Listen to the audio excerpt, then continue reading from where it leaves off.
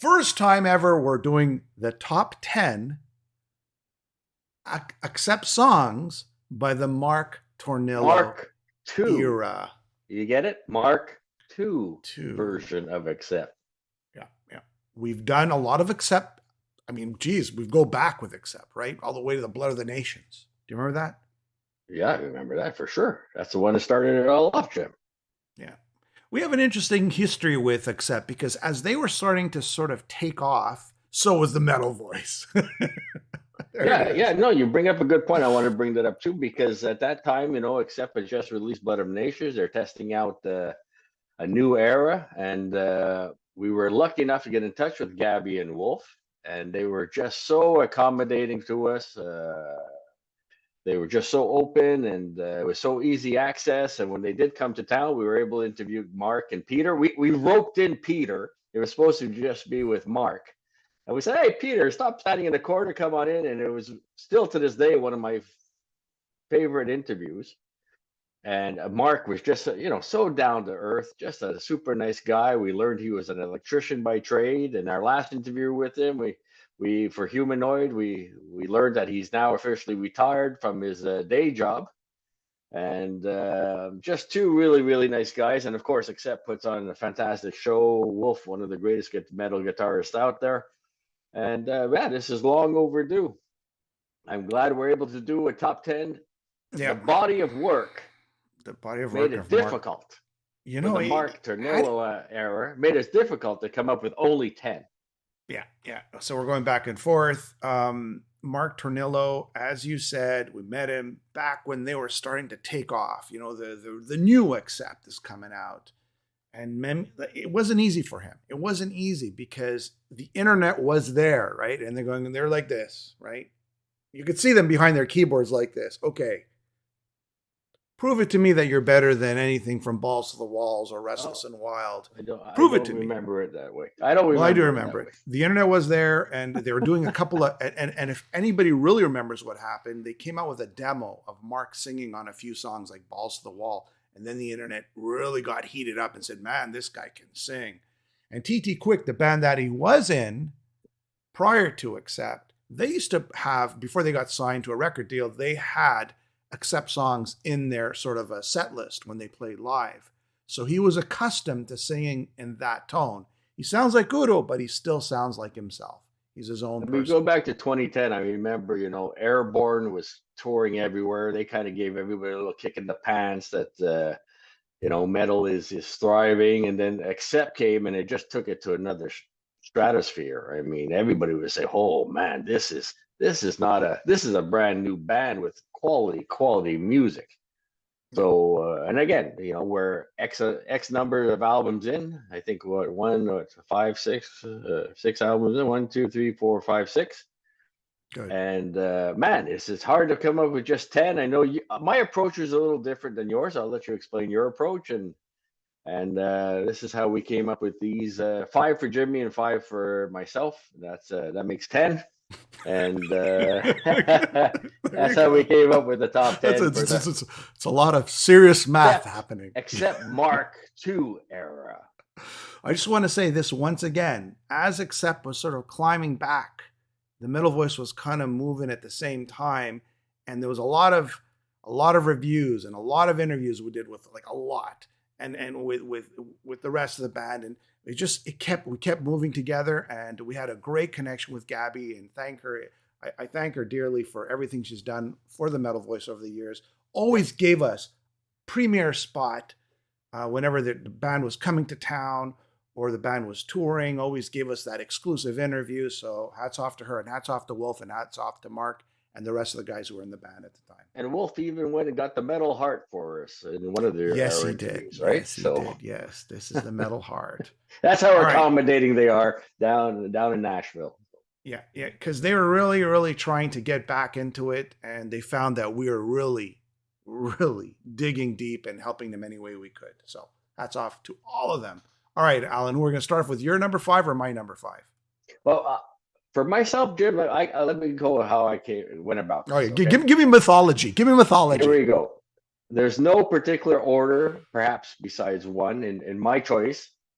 I really focus on Mark Tornillo's lyrics. Okay, they're a lot less esoteric than Gabby's or Deefy, as she was known. There's much more storytelling. And I chose one from each album because I like all the albums. They're equally enjoyable. Even Humanoid, going back and re-listening to that is like, wow, there's like 3 or 4 tracks that could have been on this list easily. So the quality of work, the consistency, I think is the word that I most use with Accept. You know what you're getting, you know what to expect, and it's just what the songs are going to sound like, right? I mean, there's the variations, and they got the great solos and the chants, and it's always a pleasure to listen to new Accept album. So that's how I went about doing it. I chose one song off of every album in no particular order. Well, I was more of the, I like that song, so I'll put it on my list. Yeah, I got the 4 different versions, Jim, so I can attest to the Jimmy really took a lot of time. Meanwhile, you're putting you've got graphs on the wall. I like this lyric versus that lyric. Also, big note, KK's Priest with Accept, an Allen shirt in Toronto tonight. This is live, so Toronto tonight. If you haven't gotten a ticket, get a ticket. Montreal tomorrow. Yep. Then going to New York, the Palladium. Then going to New Hampshire, Massachusetts, Connecticut, Pennsylvania, Rhode Island, and then I think it's Virginia. Leesburg, Virginia. VA? Does that stand for Virginia, or is that vagina? Right. I'm not sure. Okay. No. So here we go. In Saskatchewan. All right. Canadian joke. All right. Catch them on tour, because from what I'm hearing, I know Tom's, he just texted. Milwaukee Tom has seen him in Milwaukee, or actually Green Bay, and he said it's a phenomenal show. Show. This is the show you cannot miss this year. And I hope, barring a catastrophe, we won't miss it tomorrow, Jim. You and I will be there. Yeah. Looking forward to it. All right. So let's start off with your number 5. Let me get a graphic for you, Alan.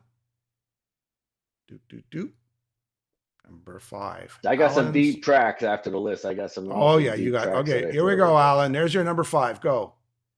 I'm going with Shadow Soldiers off of Stalingrad. Gotcha. I mean, starts off that acoustic intro, which is fairly rare on an Accept album, and you got that opening vocal line that's very reminiscent of Udo, and then you got the great kind of a slower song that builds and builds and builds, and for me, it was one of the tracks that I remember at the time of it released that was a stand-up for me. So I went with Shadow Soldiers from Stalingrad. Great pick. You're more of the mid-paced. There it is, Stalingrad. That's it. They do have a deep connection with Russia, right? From Russian roulette. Even Udo, he does his live shows in Russia. So there's this massive following in Russia because they've always given a nod to Russia, and they've played in Russia behind the Iron Curtain, I believe. All right, let me give you my number 5, which maybe you know or don't know which one I had on my list by now. Well, I got one version. Okay, this is version 2. Hung, again, off Stalingrad, like you, hung, drawn, and quartered. Wow. So back in the 1300s, the opener, back in the 1300s, if people know this or not, the people who went against the crown were hung, drawn, and quartered. Basically, they were dragged by a horse, drawn. I don't know what drawn is. I guess ripped open, and then just let their insides just are hung and thrown and burnt, and just basically some serious business if you went against the crown, or there was any sense of treason. The horses drawn you out, and then you would be quartered. They'd chop off the 4 limbs. I don't know about too much. What's drawn? What's drawn? Drawn is when they kind of stretch you. They're stretching you out, right? The horses are stretching. They hold you taut, and then it's easier to chop off the limbs, I guess. This song's a burner. It's some serious attitude. It's the super rawness that it's a classic Accept song, in my opinion. Anybody who loves sort of the old Accept Udo should also love this song because it's intense. It's brutal, and the lyrics accommodate the music. So that's my love the gang vocals. And that's about it. You got the great intro, right? Yeah. And then you got the classic double bass drum, right? You could have been off of Restless and Wild. And then you've got one is kind of strumming, Wolf's kind of picking. And then you've got the fluid Wolf solo, and the leads are incredible on it. So, I mean, like you said, it's a classic Accept song. Going back and listening to it after you sent it to me, I mean, I it's a great album opener. Like they always have a great album opener if it's a Stampede or whatever. And this is definitely in there for sure. And another track I went back and re-listened, Stalingrad itself. That track is so you snuck one in there. You snuck one in there. That could have been easily on the top 10. I just wanted to sneak it in there. Just sneak it in there. Yeah. Okay. For a 5B. Okay, here we go. Let's go with your next one. Get back to the graphics. So we got Stalingrad checked off. Yeah. So the other album I went to was Too Mean to Die. It's a track off of Too Mean to Die. When it rains, I look for rainbows. Its best is yet to come. I mean, it's got that 70s, late 70s feel. Could have been on the first Accept album, and it could even have Peter singing this song, right? And it's a great solo. It's every album now, I think they've kind of got this mid-paced song. Kind of starts off slow, like you've got Ravages of Time off of Humanoid, From the Ashes We Rise from Blind Rage, New World Coming from Blood of the Nations. It's that type of song that they seem to incorporate on, Winter Dreams was one going back that was more of a kind of ballady, but this is kind of a slow to mid-pace song. And the lyrics, again, are fantastic, and it's just got a nice feel to it, and a bit of a change going back to early Accept. Reminds me of early Accept, so that's why it made my list. The lyrics are great because it could connect to people not only in music, but just, in everyday life. The best is yet to come. You maybe hit like 50 or 60 years old like us, but you still got something great in you. That you got something still you want to share with the world, and the best is yet to come. So I think it connects with a bigger audience than just metal audiences. You're okay? Yeah, sure. Even on my deathbed. I thought I made you cry there a little bit. You're just thinking to yourself, the best is yet to come. Yeah. You had me tearing up there. All right, Alan, let's move on to my number 4. Okay, here it is. This is an odd choice for me. Life's a Bitch. Yeah, thanks for introducing me to this. I didn't know there was an EP sent out there. Yeah, so Peter quits the band. Sideman Martin Motnick, I hope I pronounced his name right, or he announced he's going to leave Peter. Martin Motnick, who actually played with Uli John Roth, he comes in. Something like 3 days later, they released the 7-inch single, and correct me if I'm wrong on the time, but it had Life's a Bitch. And, it was kind of like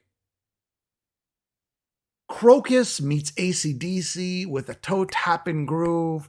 It's fun. It sort of sets its part. It's a little bit different than what they traditionally do on an album, and it's just great fun, great track. You could just keep on listening to it.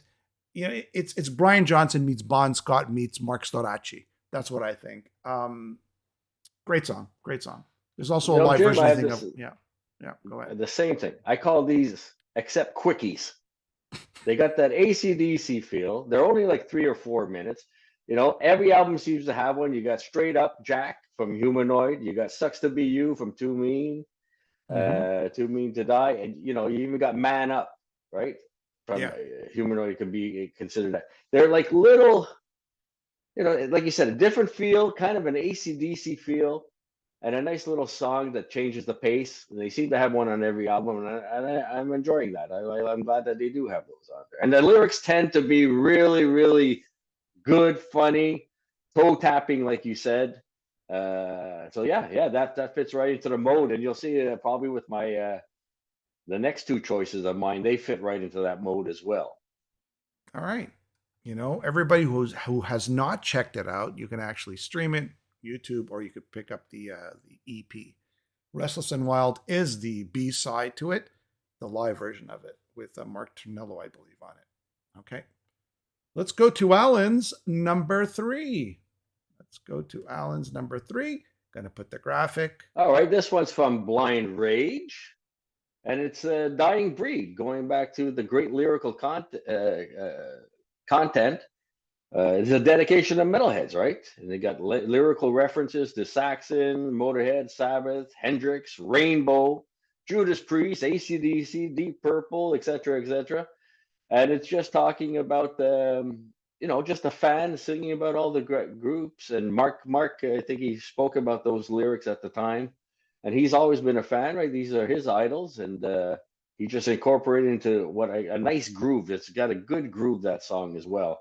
And I love the lyrics on that song. So "Dying Breed" from Blind Rage is my number 3.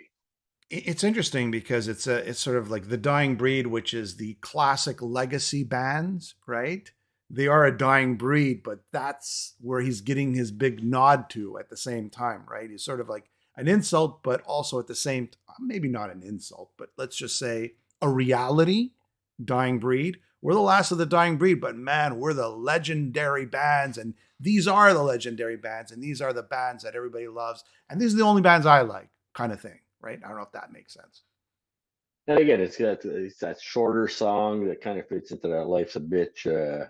More of a groove, more of a groove than anthemic. But yeah, it's another quickie, as I call them. Quickie, in and out, in and out. All right, this is my choice. You know, I love this song. First time I heard it off of "Too Mean to Die," The Undertaker. Now, or if there was a classic, like when you think of classic Accept songs, pure Accept, originality, the back vocals, the groove, the spookiness sometimes, right? The what do you want to call it? The whoa whoa whoas. The Undertaker is definitely a spooky, groovy song. I think this was released in 2022, probably created in the COVID era, as we call it. Nice acoustic, right at the beginning, and in the mid section, there's another little acoustic bit with some, nice little solo there. I don't know, man. This is by far one of their best songs ever. And again, I like it because it's not that typical Accept pattern. It's completely different, and that's what really drew me to it. Yeah, it's definitely got a darker vibe lyrically, and the feel of it's darker. But like you said, it's got everything that's pure. It's what I call pure Accept. You got the big chants in the chorus, and yeah, it's a fun track. And I think it was one of the first video releases off of that album, if I remember correctly. So. I just love the way Wolf incorporates these neoclassical little bits here and there, and that's what Accept is. Those gang vocals, the whoa whoa whoas, right? The neoclassical riffs. Sometimes it's a little solo. Sometimes it's just how the way he plays the guitar. He incorporates that classical with metal, and that's what makes Accept who they are today, and still are today, and who they were before. All right, that was mine. Let's go to your number two. Number 2. Yeah, this one's off of The Rise of Chaos. And right away, it became one of my favorite songs of Accept of all time, and especially off of that album. I mean, anybody growing up in the 70s and the 80s can definitely relate to this song. And it's Analog Man off of The Rise of Chaos. Talking about 8 tracks and vinyl and deep grooves. And he's an analog man dying in the digital world, complaining that his cell phone is smarter than he is. I mean, the lyrics, you just sit back and laugh. And again, it goes back to what I think is Mark's strength. Different topics, approaching them with some levity in a lot of songs, but other ones that can be quite serious as well. I mean, it's well rounded, and he's just a great lyricist, and not only that, he's just a great singer. And I think this is, for me, this is one of the highlights for Mark, and little tongue in cheek for sure. And I always like a little humor in my songs. Well, he's got a lot of tongue in cheek on most of his songs. Yeah. So yeah. and from what he told us in the interview, that's his nickname, the Analog Man. That's what they call him. So he probably has trouble using his phone. I don't know, but it seemed that way. Again, everything you said, what a great song. What a great lyric. Tongue in cheek is the right way to say it. And I think there's a lot of people still out there who are analog people who just don't want that change into social media, who don't want the digital world, you know, and who want to remain an analog man. They just feel better and comfortable, right? So I wanted to say one thing about Mark that we didn't mention. So we had Gabby Hoffman, who was Wolf's wife and manager for so many years. She really contributed to the lyrics of the band, right? In the early years, and even up to the Rise of Chaos. I think she did a couple of tracks. And it was a shift in the lyrics. Do you find, Alan, there was a shift, right? We went from pretty funny stuff from Gabby had a sense of humor. At the same time, she just, because I guess she was a woman writing for a man's band, there's some sort of, what do you want to call it? Bizarre, maybe, or quirky, or like esoteric. Esoteric lyrics. Listen to them and say, "Oh, what exactly is this about?" So there you go. But I guess because, you know, again, German is her first language. She's translating to English. She was probably the best writer at the time. She had some really cool stuff. And because she was writing this, you know, I guess translating and writing, she had her own spin on things. It really captured sort of the originality of Accept versus other bands at the time. But Mark Tornillo had big shoes to fit into, because he has his own little personality that he's adding to the lyrics. And that's my point. Two different Accepts with two different visions of what the lyrics are, but still capturing the stamp of Accept. If that makes any sense. Yeah, I mean, like I said, it's a second life, if you want to call it, that's going equally as well, probably maybe even better, one could argue, than the first go around. Yeah. But they were, you know, huge fan back in the 80s, had all their albums, bought them pretty much the day they came out. And I find myself doing the same with Mark's era. So hats off to them for being, again, so consistent and so interesting. And I mean, we're not even getting into all the solos and Wolf's playing, which is, you know, one of the greats of all time. We're really talking about the songs here. So, I mean, hats off to Mark. To step into Udo's legacy is not easy, but he's done it, and he's created, you know, he's paved his own path. So hats off to him. All right, let's go to number 2 for me. Number 2 for me is, I struggled with this one, Alan. I noticed you changed it a couple of times. The Abyss. The Abyss. You know, Mark singing clean on the verse, screaming on the chorus. There's a lot of prog metal happening. It's, you know, the tempo changes. It's just everything I love in a song, and it's got that energy that Accept always has had. So I love the midsection. It's got it's got a dynamic buildup, great guitar work. The production is stellar. The Abyss to me is number 2. Definitely, yeah.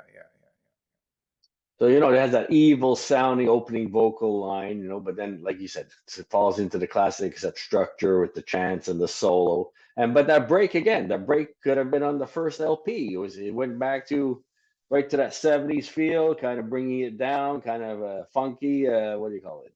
Kind of flowing, easy, laid back kind of vibe, but then it just builds right back up into that darker sound. So, you know, I liked your other choice better, but I think we'll say it as a 2B. 2B was it's on my deep tracks. Yeah, definitely. Beat the Bastards down. Whoa, coming out of the gate, crashing the gate. Yeah. Here comes Accept. They're not retired anymore, and they've got a new singer, and they're friggin' ripping. That's what's happening. So. Yeah, no, definitely. That's a strong track too, and it almost made my top 5. So we cheated a little bit, but it's okay. We're all right. Well, now what we're going to do is, since we both had the same number 1. Yeah. I'm going to cheat, and I'm going to take a song off the Humanoid. That way I can slip in cheater, off of every album. You slip it always. I'm going to go with Man Up. Man Up for the same reason that I chose Analog Man. I mean, the lyrics are so relevant today. Mark did a great job on it, and it's got a funky groove. It's got a good groove to it as well. So I'm going to choose Man Up off of Humanoid as a 1B, because we both have the same number 1. So I was able to squeeze a tenth song into there. So No, K-Man saying Man Up as Alan's number one. No, Man Up is his 2B. It's my 10th. Since we said 10 songs, Yeah. and Jim and I had one the same, this becomes the 10th song. Like I said, no particular order for myself. Okay. So before we reveal number one, I like to, build things up a bit. Let's see. Let's guess which album it's off of. And then you can guess that's what right. song it is. So type in what you think the number one song is off of the album. All right. I'll just pause there for a sec. Now, again, my songs are in no particular order. I just try to choose one off of every album. Jimmy went through it more scientifically, really, narrowed it down. Yes. I take things seriously, Alan. I just don't fool around. No, I noticed by all the list, the revisions I got. A lot of lists. Okay. Oh, so let's do the deep tracks. Hey, we might as well do the deep tracks. Let's do the deep tracks. Let's do the C's and the D's. Myself, I think Unbreakable off of Humanoid is a great track. Yeah. Wanna Be Free from Blind Rage. Worlds Colliding, Rise of Chaos. Flash to Bang Time off of Stalingrad. Oh yeah, great song. That and Beat the Bastards you had already mentioned, but the other song when Blood of Nations came out, Pandemic. I could not stop singing that song. The lyrics, they were so catchy. I remember walking to your place one time and I sang it the whole way. The Pandemic. I remember in 2020 wearing a mask and I was listening to Pandemic. I know it's a bit of a. They were proactive, 10 years ahead of time maybe, but it's a dirty word now. But that song that song was a great track off of Blood of Nations. All right, I'll say this one more time. Some deeper tracks. KK's Priest, along with Accept on your shirt. Catch them on tour September the 10th tonight in Toronto, Montreal, then New York, and going down the East Coast. Still about 10 dates left. You can still buy tickets if you want. So this is our tribute to them. Let's do number one. We're doing Mark Tornillo's era, Accept, the top 10 songs from Mark II, Accept. All right, number one is Balls to the Wall will not be on here. Balls to the Wall is not on this, and here we go. It is Teutonic Terror off of Blood of the Nations. There it is. Yeah, I mean that's the one that started it all, right? I mean the relaunch of Accept Mark II, Mark Tornillo. I mean, blew everyone's mind when that came out. It's everything you expect from Accept. Give him the axe and Alive. Oh my God. I remember that tour when that song came on. Everybody just went crazy. It's as if they were playing Balls to the Wall almost. I mean, that's a good point. It was that popular right out of the gate. What a song, Teutonic Terror. So that was unanimous for Jim and I. That was the one. Us too, yes, unanimous. That made the cut. 21 million hits on YouTube. Think about that. 21 million hits on YouTube. Chanting this song, and you said it, when they do an encore, they don't have to do Balls to the Wall if they don't want to. They could do this as the encore. This is a song that came out after the 2000s that to this day stands out like Balls to the Wall. That's how great this song is. From the chanting to the riffage of Wolf.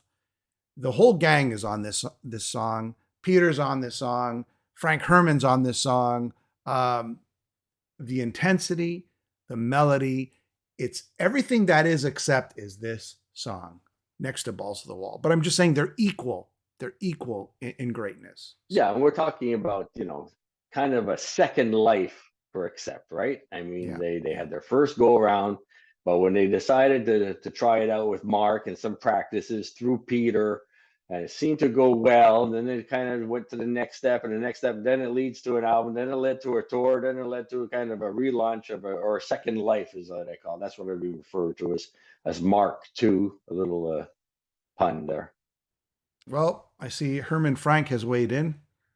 I'm not sure if it's the real Herman Frank, but if it is, hats off to you. Yeah, Alan? We love the new album. Herman, if it is you, we love the new album, by the way.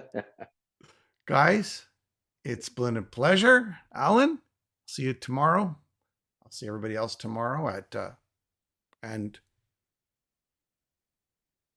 Yeah, so make sure you guys send us your top 10 Mark Tornillo era songs. We'll be happy to read them in the comments. all right. Have yourself a nice Give him night, the everyone. axe.